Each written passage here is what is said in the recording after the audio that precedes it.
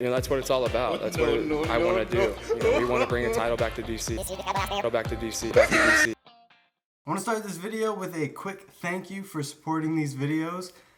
These types of videos, they challenge me a lot. And not only that, they take forever to make. So once again, thank you. But enough being soppy. The Montreal Washington Expos are doing something that no one thought they would. Win games and actually get to the World Series. How in the hell did this happen? They just lost their former #1 pick and MVP Bryce Harper to this.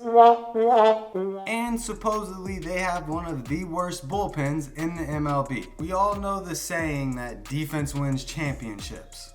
Well, in the MLB, the saying is a good bullpen wins you a World Series. So just how are the Washington Nationals doing it? Let's just take a look at the Washington Nationals and the team that they have currently.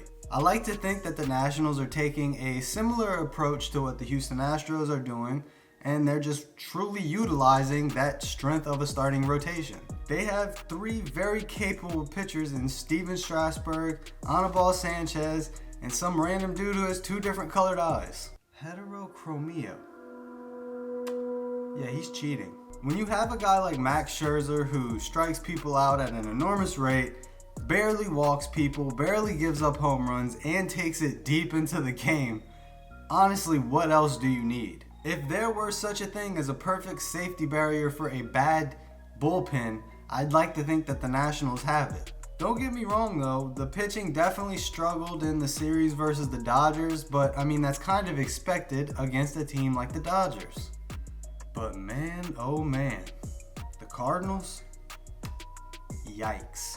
And on that note, Nationals, I want you to look at me. If you decide to start Patrick Corbin in the World Series, you have learned nothing. I know, he has a ton of strikeouts, but how are you giving up so many runs? You look so dominant, yet so struggling at the same time. Another way you can mask your bad bullpen is simply by scoring runs. If you score a lot of runs and your bullpen gives up a couple, honestly, who cares? Over the past 10 playoff games that the Nationals have played, their offense has averaged 4.5 runs a game. That's a pretty solid cushion for a bad bullpen. I'm gonna be honest though, I think the Nationals might run into a brick wall head first in the World Series. I don't see them winning it, regardless if it's the Astros or the Yankees. Who cares though, because Nationals fans didn't expect to get this far, and the fact that they made it this far is a victory in itself. If you don't win the World Series, who cares? You weren't even supposed to be there. Most people thought they were running into a brick wall in the wild card game. They won. And then when they had to face the Dodgers, it was the same thing. There's no way they're beating the Dodgers. And they ended up doing it. The year is 2015. And not only did Bryce Harper win an MVP, but they also signed an international free agent at the age of 16 for $1.5 million. That player? Juan Soto. Juan Soto was in the minors from 2016 to 2018, with the 2018 portion of that being a very short stint because he just immediately got called up to the Nationals. And now, Juan Soto's only 20 years old. I bet you have heard that at least for the 1,000th time just now.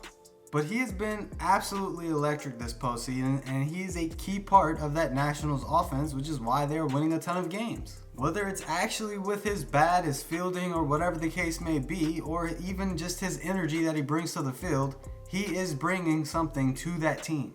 And we definitely need more players like him in baseball. That goes without even mentioning guys like Adam Eaton, Howie Kendrick, Michael Taylor, and some random guy named Anthony Rendon who supposedly is an MVP candidate this year. The lineups that the Washington Nationals are throwing out there are just clicking. It's as simple as that. Overcoming the Brewers, and then the Dodgers, and then the team who shall not be named. The team that probably put on one of the worst LCS performances I've ever seen with these two eyes that both have the same color, unlike Max Scherzer. It's kind of hard for me to tell if the Cardinals are just bad or the Nationals are just really good. I'm not gonna lie, I don't like calling a team that made it all the way to the LCS bad because they made it to the championship series. But damn, they played bad. If I had to make a prediction on what's going to happen in the World Series with the Nationals, like I said, I just don't see them winning it. But everybody's been saying it every single round. The Nationals are going to win it here, here, or here. And now they are in the World Series. So if that trend continues, they will be the World Series champions. But like I said, if I had to make a prediction, I don't see it happening. I think it's either going to be the Yankees or the Astros. And I could very well be wrong, and if I'm wrong, I will gladly make an update video saying that I had no idea what I was talking about. Let me know what your thoughts are on the Nationals and the season that they've put forth this year. They went from a bad start to making it to the World Series. So let me know. If you're a Nationals fan, obviously you're happy, but let me know what you think the Nationals are doing and how crazy they are performing. And also, help me clarify if the Cardinals are good or if they're just bad. I really need clarification.